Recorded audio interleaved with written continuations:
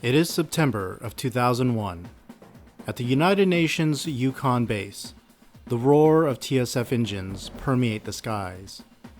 Daily sorties are being conducted by the numerous international test flights, increasing traffic to and from the many hangars and personnel facilities. At the A-207 urban training grounds, the Chinese 3rd United Front's Baofeng test flight confronts the US-Japan XFJ program's Argus test flight in mock combat. Both units are manned by elite surface pilots, and they jockey for control of the battlefield in fast-running firefights and close-quarters engagements.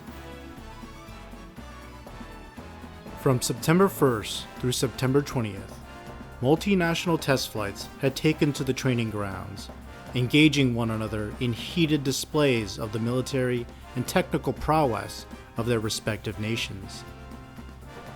Defense manufacturers and their client countries intended to demonstrate the capabilities of their machines upon the world stage, and so pilots from all over the world had been assigned to take part in a series of exercises for the sake of tactics innovation and the evaluation of prototype designs.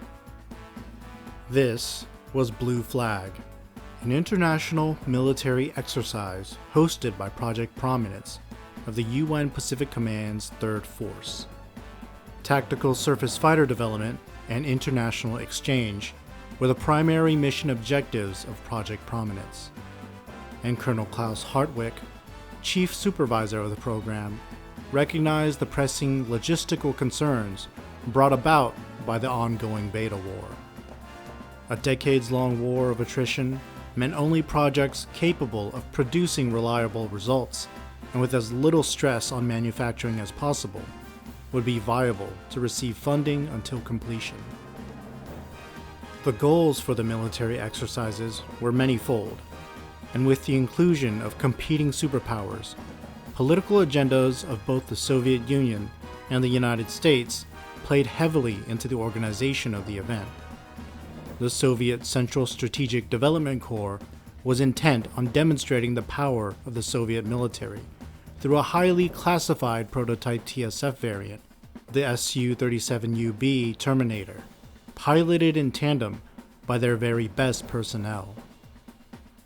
Deploying from Nellis Army Base, the U.S. military had dispatched a flight from the 65th Combat Training Battalion, the Infinities, with the intent of using the F-22 Raptor EMD to remind each foreign contingent of America's unrivaled success in TSF design.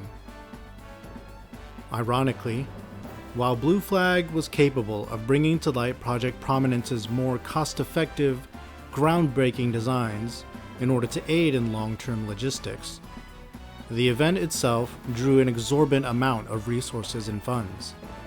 Its reputation was poorly received by personnel on the ground, and military supply chains had no other choice than to supplement their capabilities by relying on numerous civilian contractors, such as Co-Ural Express. Moreover, detractors of the TSF as a viable military concept, such as the American officials in support of Alternative 5, were entirely opposed to Blue Flag as a whole. While Hartwig was aware of the exercise's criticisms, its primary backers were the UN and the weapons manufacturers entirely vital for the continuance of Project Prominence. With their insistence, Yukon Base had been greenlit for the exercise with little regard to any adverse opinions. Stationed along the confluence of the Yukon and Porcupine Rivers, Yukon Base was first established to straddle the boundary line between the US and the newly leased Soviet territory of northern Alaska. Despite their cooperation with one another, both countries remain locked in a state of Cold War. As a result, Yukon Base had long been entrusted to UN jurisdiction, allowing a buffer zone to exist between the two states. There, many facilities of both sides were constructed for the purpose of research and information exchange. By 2001, the base had a thriving military and civilian community, as it had become a center for multinational efforts and cutting-edge technology design. A great majority of residents and personnel on all sides of the river consisted of the displaced, hailing from countries which had been overrun by the Beta.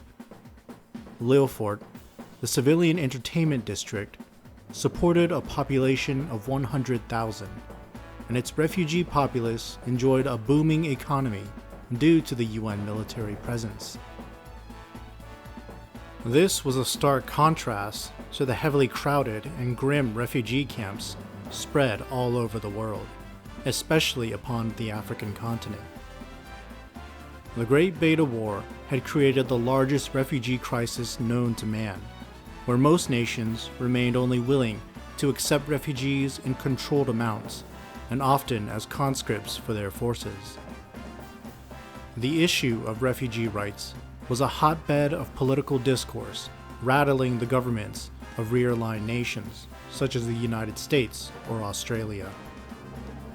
Even the UN forces in Africa lacked the means to properly provide for and defend refugee camps in full, and many UN troops were accused of extortion and human rights abuses, acting little better than the many local militias and terrorist groups that plagued the North African region. Organizations such as the Refugee Liberation Front arose for the express purpose of advocating for refugee rights on a global scale, but even they were lambasted as little more than terrorists for their actions. Thus, to the outside observer, the comforts of life enjoyed by those in Lillefort and the extravagantly competitive TSF training exercises appeared as little more than a flaunting of privilege and wealth, while those in the global community who were in need suffered a slow death of starvation and disease. Yet to the military-industrial complex, the Blue Flag exercise was necessary in refining TSF design and improving national morale during a war in which humanity was severely at risk of losing. Being a substantial dollar sum investment for the creation of highly advanced and marketable products was an added bonus. Regardless of any critical opinions, Blue Flag stoked the fires of competition, giving rise to a productive and, at times, disruptive spirit of national pride among the various military contingents. Development teams worked twice as hard to apply theory, design, and practice in full effect. As well, programs which displayed ineffective results could be dismissed in order to cut down on expenditure. The military exercises themselves were conducted for all nations to review, and the data exchanged proved highly beneficial to the leadership of all military and political parties involved with Project Prominence.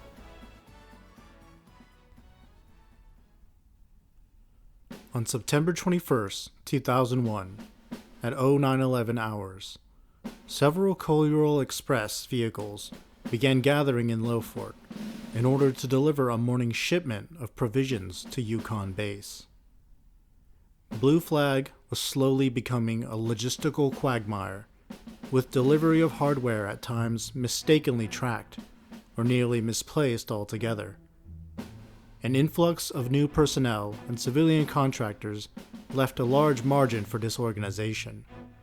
Not only was the base staff overworked, they were also complacent to danger, being so far from the front lines. Little to no questions were ever asked about internal risks among the personnel on base.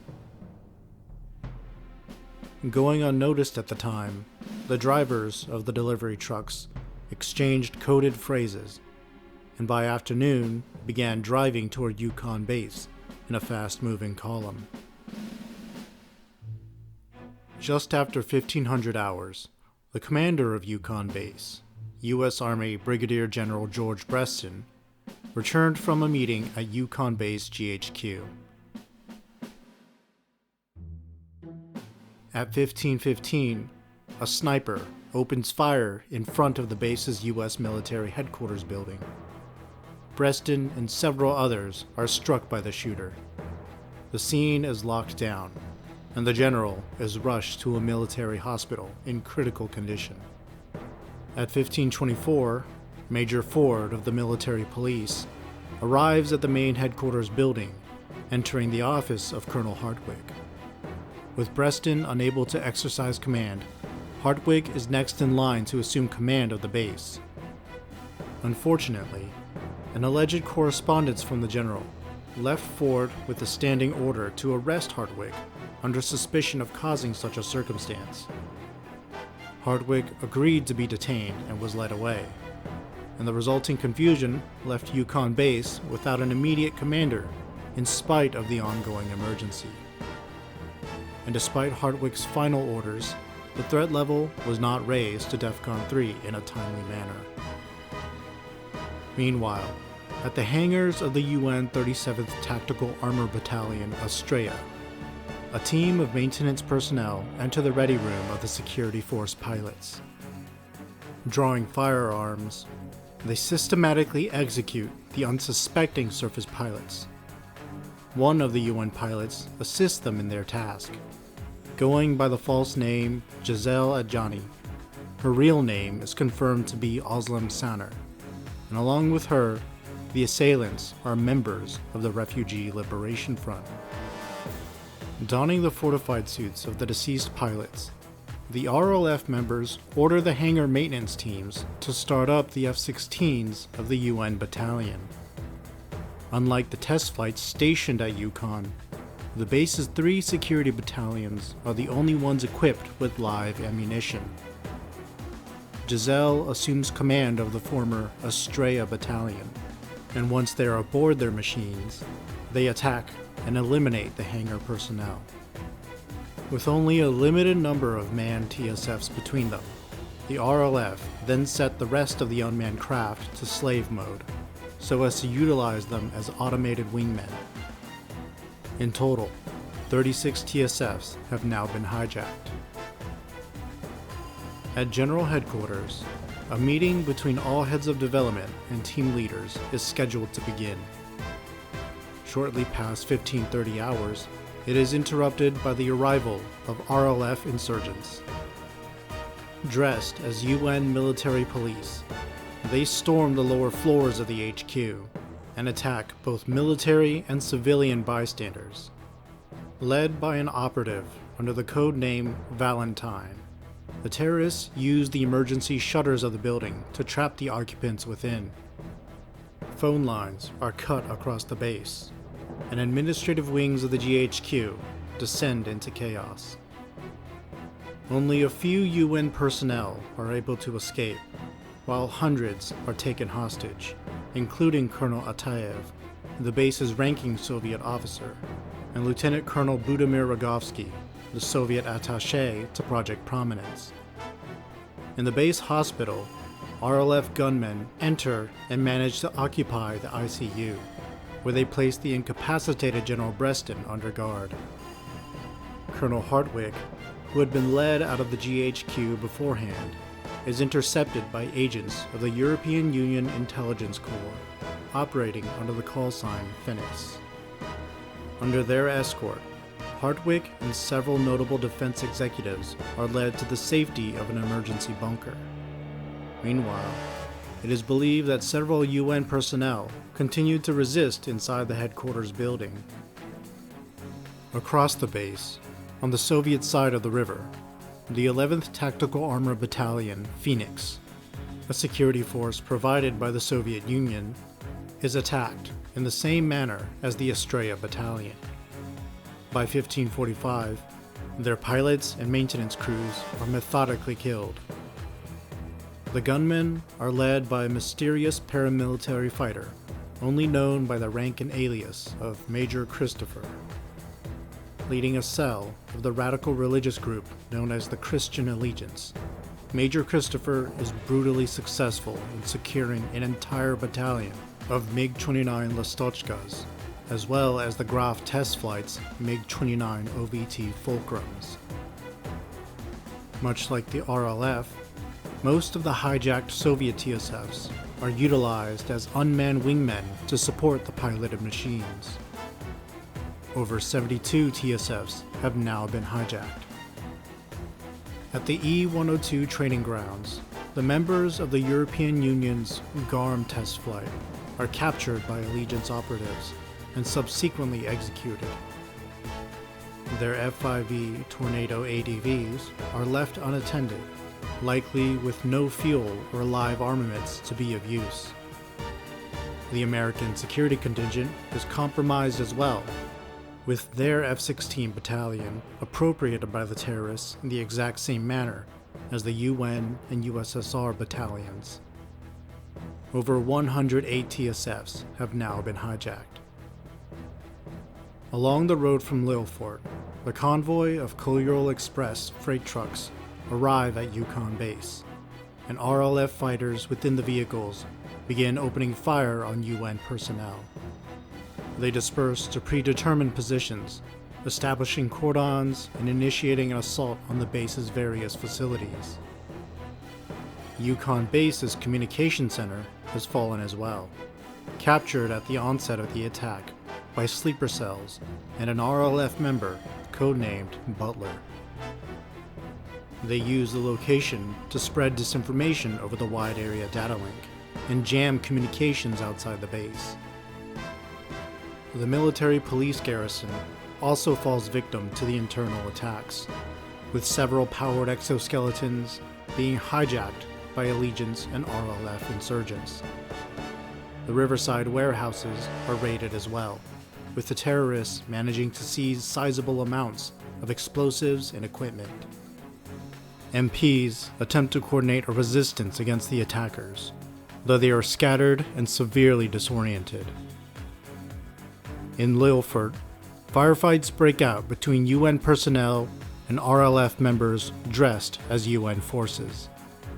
At the same time, the 3 TSF Security Force battalions join the attack across the base. Dispersing into multiple flights, they bombard UN positions with 120mm shells and strafe the defenders with their chain guns anywhere they attempt to organize. Their goal is to destroy all of the base's prototype TSFs. Members of the Chinese 3rd United Front's Baofeng test flight attempt to sortie in their J-10Xs, yet they are attacked before their engines can start up. The pilots are forced to bail out and run to an emergency shelter. The hangar of the Egyptian Army's Reshef test flight is attacked as well, destroying every F-4E TSF within. A squadron of TSFs under the Allegiance and 2 platoons of hijacked exoskeletons arrive in Lilfort, where they engage UN troops desperately fighting to protect the town. Before long, Lilfort falls under the control of the RLF, and all residents are ordered to stay indoors and barred from leaving, effectively securing them as hostages. Over the Yukon River, the connecting bridge between GHQ and the communication center is destroyed in the fighting as well. At the same time, a small unit of UN troops is able to barricade themselves in the base's space shuttle maintenance and launch facilities, where they offer a moderate resistance against the RLF attackers. Among the Soviet compounds, Russian ground troops and Spetsnaz operatives fight a losing battle against the hijacked TSF contingent. Major Christopher is successful in wiping out the majority of Soviet personnel who attempt to resist. Surviving Spetsnaz troops consolidate under 2nd Lieutenant Zabrovsky and withdraw, sheltering in place within a nearby security building. The Soviet test flight, Eagle, successfully takes off, though only one of the 2 primary pilots of the test craft is present. They vectored toward the Soviet B-01 base, carrying highly classified research data. 3 flights of Allegiance TSFs attempt to intercept them, but the Eagle flight, deploying their motor blades, manages to cut down several Lastochkas in a single pass. Not getting far, both Eagle 2 and Eagle 4 attempt to break off and delay the enemy, but they are engaged by the Allegiance Major. Several fulcrums and another flight of Lastochkas is believed to have continued the pursuit, managing to shoot down Eagle 3 as well, while the number 2 and 4 craft are destroyed throughout the battle. In a twist of irony, the American flight from the 65th Combat Training Battalion under 1st Lieutenant Keith Blazer had been conducting live fire exercises at the nearby A-12 training grounds and were unaware of the situation at Yukon Base. Once they'd ascertained that a combat situation was taking place, they made the most of their F-22's stealth capabilities. Attacking from concealed positions, the Infinities eliminate any pursuing MiGs before disengaging. Their location afterwards is not known, though it is likely that they continued to engage RLF craft from the outskirts of the base. Eagle 1, disoriented from the dogfight, veers off course on a heading south instead. Further to the southeast, a top-secret American research facility containing hundreds of captured beta is attacked by an RLF detachment as well. They quickly overwhelm the guards, capturing the research staff and the lab complex. North of the river, a classified Soviet G-element research facility falls under attack as well. Once captured by the RLF, it is soon razed to the ground entirely. Meanwhile, to the western outskirts of Yukon Base, the nuclear power facility falls to the RLF after significant fighting. At 15:57 hours, remnants of UN personnel began gathering at the XFJ program's hangars. Falling under the command of 1st Lieutenant Yui Takamura of the Japanese Imperial Royal Guard, the surface pilots of August flight and those who managed to join them were able to form an ad hoc unit and board their TSFs. However, they lacked any lethal ammunition. Argus had only been allocated 2 combat-rated longblades for the purpose of testing on their pair of prototype Shiranui 2nd TSFs. Meanwhile, 2 of the unit's spare Strike Eagles were boarded by other UN pilots. Takamura herself had made her way to the adjacent IRG hangar, where she boarded her personal, combat-equipped Type 00 Takamikazuchi. In total, the Argus flight only numbered 7 TSFs. Before they could sortie, however, a flight of RLF F-16s began vectoring to their position from the southeast. Maintenance crews doubled their efforts to get the TSFs airborne, working to fuel up the craft, as well as destroy classified data in the event they were overrun. Not waiting for the Argus TSFs, a lone Strike Eagle broke free of its gantry and accelerated out of the hangar at full boost. In order to buy time for the rest of the unit, the F-15 engaged the RLF craft in the skies directly above the XFJ hangars.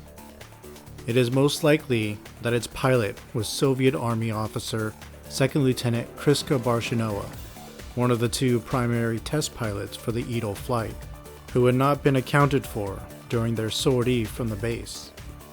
Closing in against the enemy, Barshinowa was successful in downing 1 F-16, sustaining damage to her unarmed machine in the process. Responding to the sudden appearance of the UN craft, 2 other flights of F-16s began closing in on the battle as well.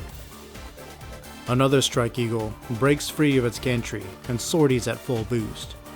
Maintenance crews, under the intense pressure and urgency of the situation, are given little time to dive for cover. The pilot of the newly launched machine is believed to be the flight leader of the crippled Baofeng flight, 1st Lieutenant Cui Yifei, an ace from the Taiwanese front line. She receives immediate fire when joining the engagement, allowing her to draw it away from friendly forces. While the Strike Eagles remained on the defensive, the Shiranui 2nds completed sortie preparations. Ascending into the dogfight, Argus 1 managed to score a successful kill. Its pilot, U.S. Army 2nd Lieutenant Yuya Bridges, drew off the majority of unmanned craft, engaging at close range while Argus 2 reinforced the Strike Eagle pilots. At the same time, Takamura, under the call sign White Fang 1, successfully sorties. She rushes into the dogfight at full speed in her Type 00, immediately scoring a victory as well. Eagle 1, still without a weapon, manages to score 2 more victories during the dogfight.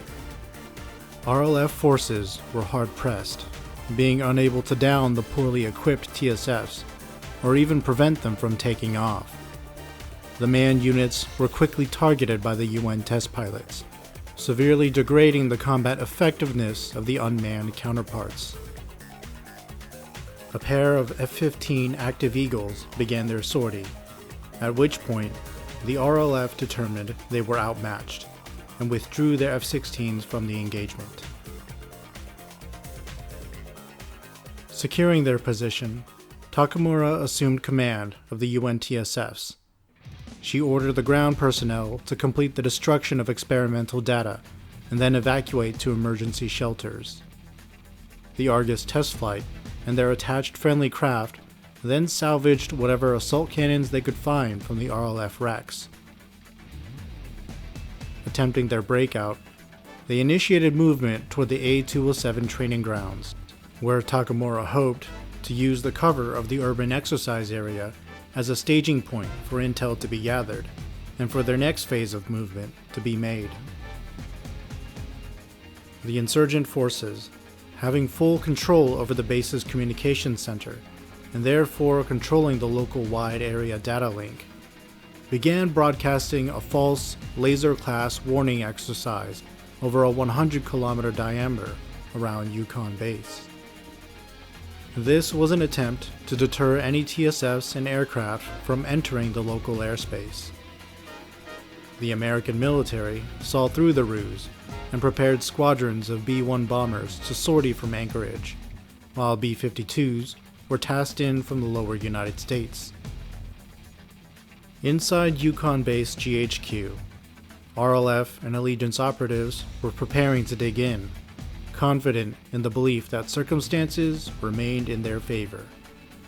Having captured live beta specimens, including several laser and heavy laser class, the RLF were prepared to undo the sedation which kept them under confinement, to unleash the alien species into the Alaskan interior as a final measure of defense.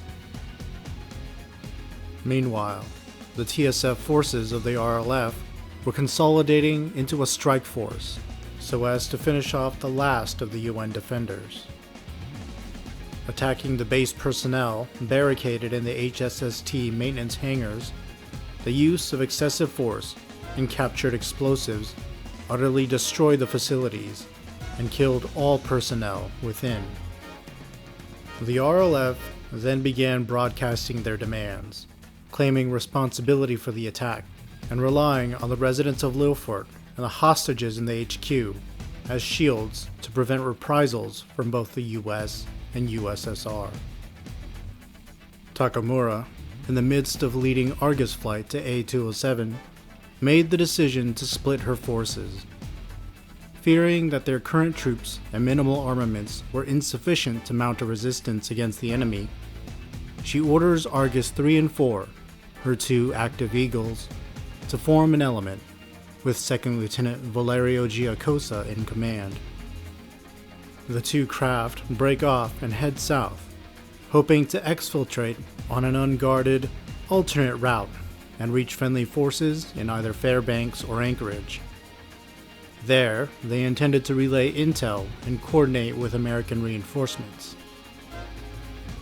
From the A-207 training ground, the rest of the contingent intended to circle around the base and vector north into Soviet territory, where they would resupply at the B-01 base and coordinate with the Soviet Army's responding forces.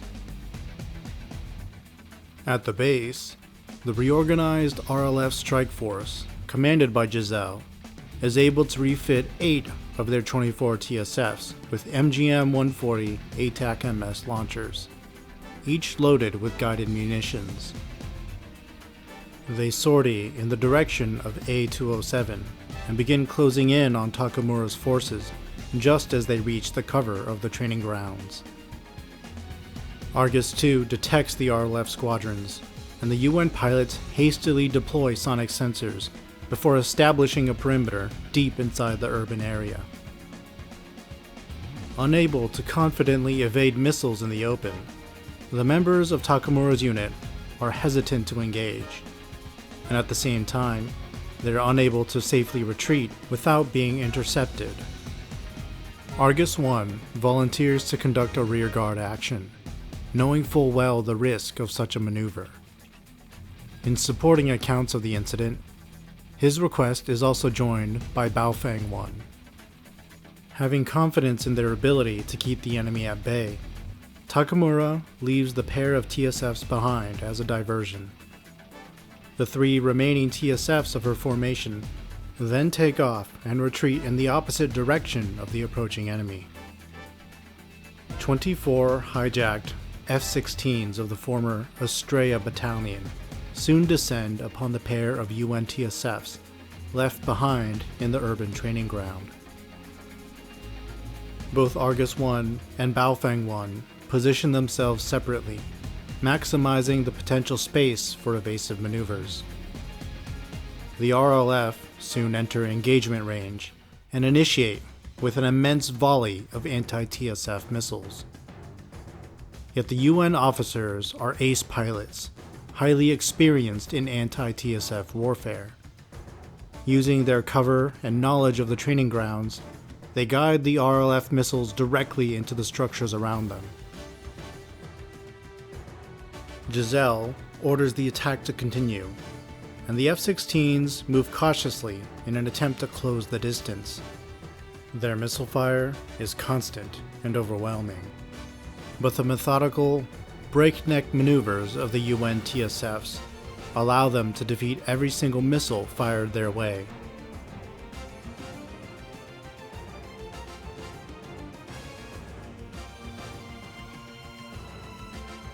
Eventually, the RLF units move to engage with 36mm guns. Because of their extensive reliance on the initial missile barrages, their anti-TSF ordnance has been depleted in full, scoring not a single hit on the enemy. Utilizing hit-and-run tactics, the pair of UN aces offer a far more ferocious resistance, downing multiple unmanned craft. The fighting continues far longer than expected, and the morale of the RLF pilots wavers on a thin ledge. At closer range, the 2 poorly armed TSFs were managing to successfully stall 24 craft specifically equipped for anti-TSF combat. Yet Giselle presses the assault, allowing several of the unmanned units to be used in suicide attacks.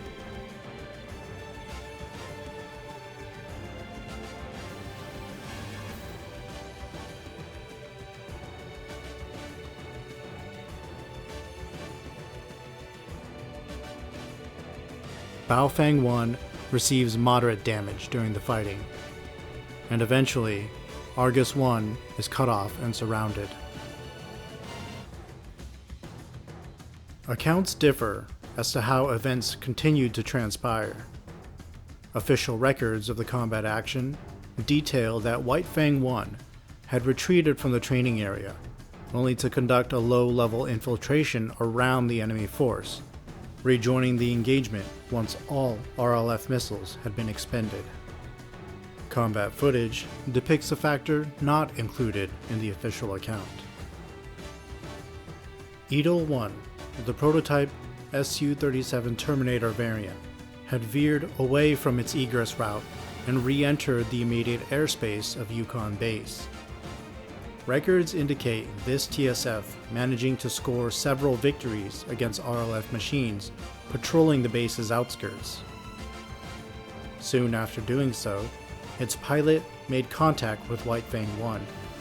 whose ad hoc formation included Soviet officers from the same unit. Requesting a rendezvous, both parties agreed to rejoin at A207 and reinforce the rear guard element that had been left there. As the RLF assault gained momentum, they were immediately set upon by the returning UN craft. The Terminator gunned down multiple unmanned machines, falling in with Argus 1. White Fang 1's Takumi Kazuchi, specialized for close-quarters dogfighting, caused havoc inside the RLF battle lines.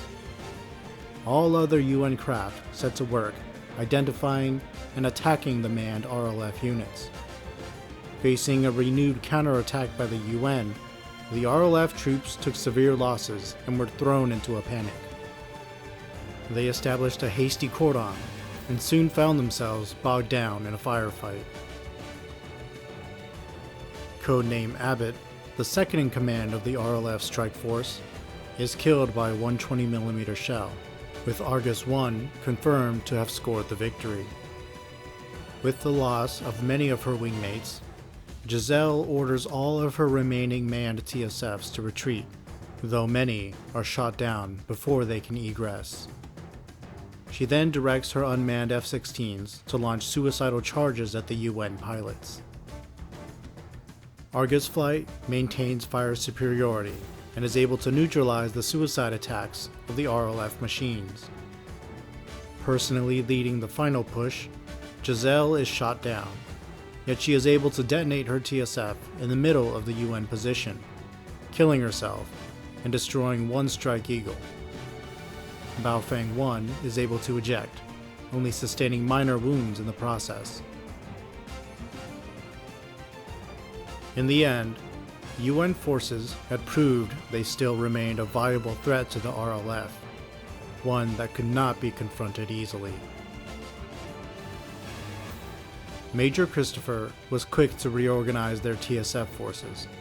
He redeployed the few surviving Estrella battalion craft to Lilford, and then positioned his MiG-29 Fulcrums and Lastochkas around the GHQ, establishing a heavily fortified line of defense. South of Yukon, the Americans were unaware of the friendly units still resisting the enemy, and so they gave the green light for a bombing raid on Yukon Base. The wide area data link remained jammed, and the US military considered the situation on the ground a total loss.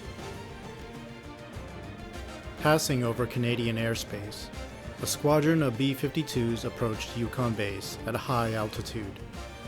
Meanwhile, the B-1s from Anchorage attempt a low-level ingress from the south, before climbing to altitude for their attack run. Having anticipated this, the RLF releases hundreds of beta from the captured research facility, including a small cluster of laser strains.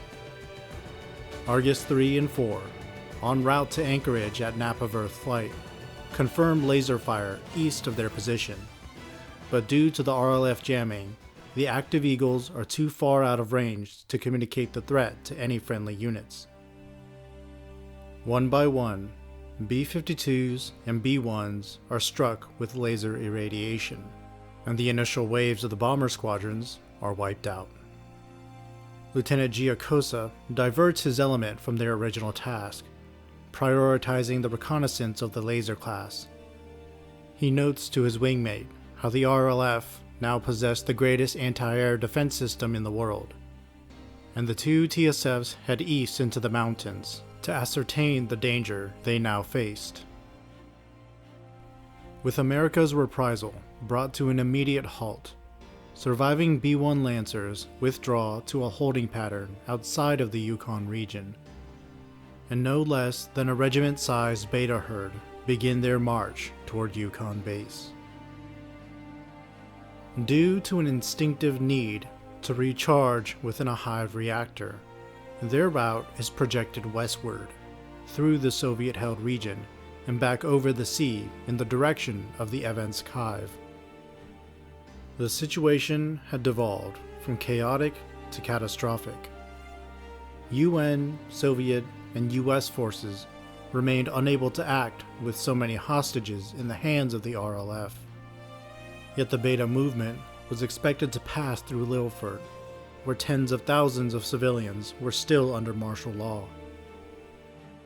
Time was of the essence, and no proper response would provide a sufficient outcome.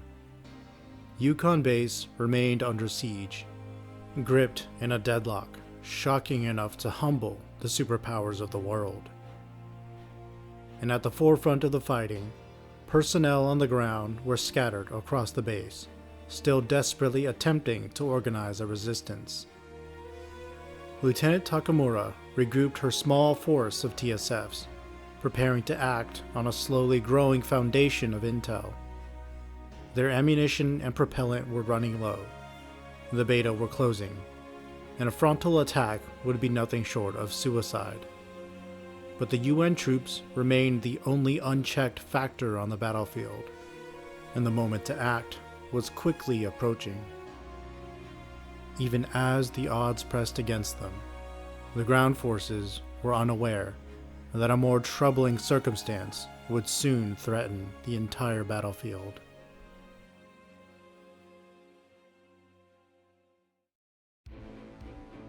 This is the first part in a video covering the events of the Yukon Base incident.